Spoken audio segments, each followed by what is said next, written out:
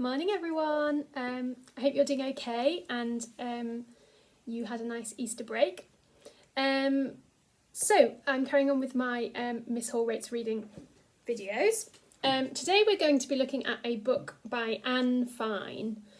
She's a British author. She was the second ever Children's Laureate and she's written loads and loads of books, many of which you might already have read. So some of her most famous books include Madame Doubtfire, which was made into a really funny film with Robin Williams, the comedian, if you ever saw it. Bill's New Frock, which they look at in year 3 as one of their texts. The Diary of a Killer Cat, which I've seen somebody in 6KH reading. I don't know, I think it might have been Jess maybe. Anyway, and Flower Babies, which I know year 6 last year looked at briefly at the end of term. So we're going to be looking at Charm School today. This is a very old copy of Charm School. I think I got it from a library when I was little, so it's not in very good condition, as you can see. This is definitely marketed for girls as a book, but it's not particularly a story for girls. It's about girls, but it's really funny. Again, it's an entertaining, funny story. I thought I might look at a more feminine text this week, as I've done a lot of adventure stories over the past few weeks. So this story, I'm going to read you the blurb, and then I'm going to read you chapter 1.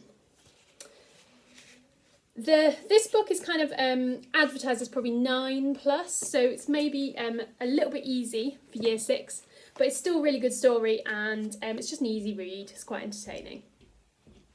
Some of her other books are more aimed at year 6, year 7 level, and she kind of does other books for young teenagers. So the blurb of the book.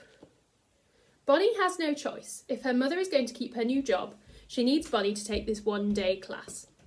There is no alternative. Unfortunately, one day at Charm School turns out to be every bit as bad as Bonnie had feared. Worse, in fact.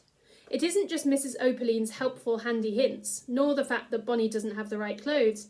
It is the other girls, the awful, scratchy, self-obsessed girls in Miss Opaline's class, who really want to win the glittering tiara and are prepared to do almost anything to get it. So I'm going to read chapter 1 of the book, and then, I'll talk about who I would recommend this to. I can't choose anything, wailed Bonnie, tossing the brochure on the floor. Not out of this horrible lot. Why can't I just stay here? Oh yes, scoffed her mother. Spend the whole day alone here, in a house where the furniture hasn't even arrived yet, and next door to people who we haven't even met who might be axe murderers. Oh, yes. She picked up the brochure. Now, quickly, sweetheart. Choose one of the classes or I'll have to choose one for you. Bonnie snatched the brochure and went down the list again. Copperplate handwriting, she groaned. Practical parenting, defensive driving, and Charm School.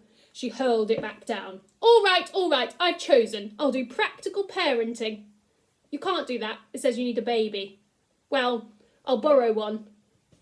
Don't be silly. You haven't even met anyone your own age yet. How could you find a baby? Her mother glanced impatiently at her watch. Now listen, Bonnie. We haven't time for any more of this. We have to leave now. This new job's important to me. I only have one day to brush up on my accounting skills and pass the test to get my certificate. And my class starts at 9. So choose now. Choose. Bonnie scowled horribly.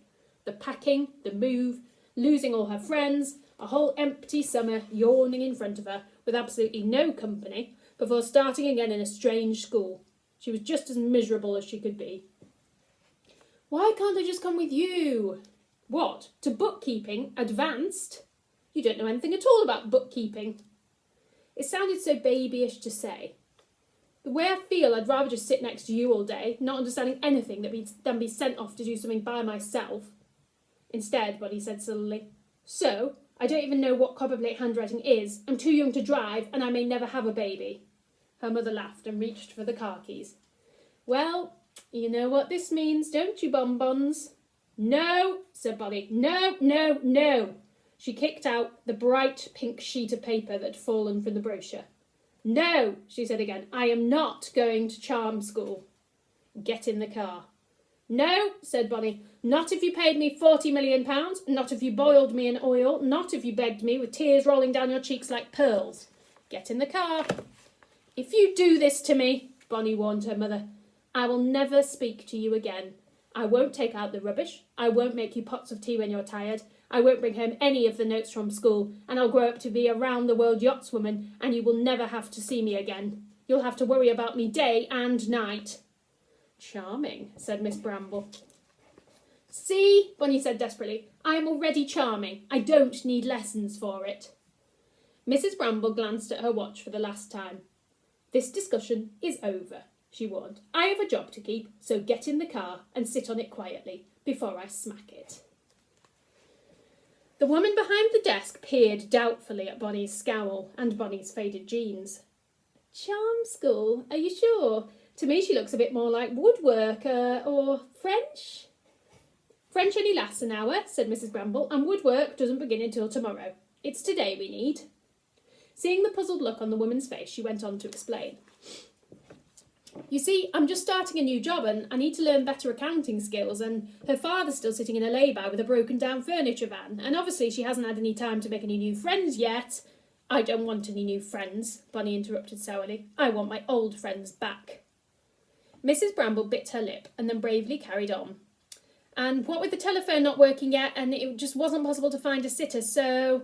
She peered anxiously at her daughter, who glared back with a mixture of irritation and humiliation. Still, the woman said, still doubtful. Charm school? That's all there is, said Mrs. Bramble, apart from copperplate handwriting, unless you let her off the baby. Oh no, the woman said. You can't do practical parenting without a baby. You have to bathe it, you see. She gave Bonnie a nervous glance, as if she feared someone who looked as sullen and resentful as Mrs. Bramble's daughter would just as soon drown a baby as wash it nicely behind the ears.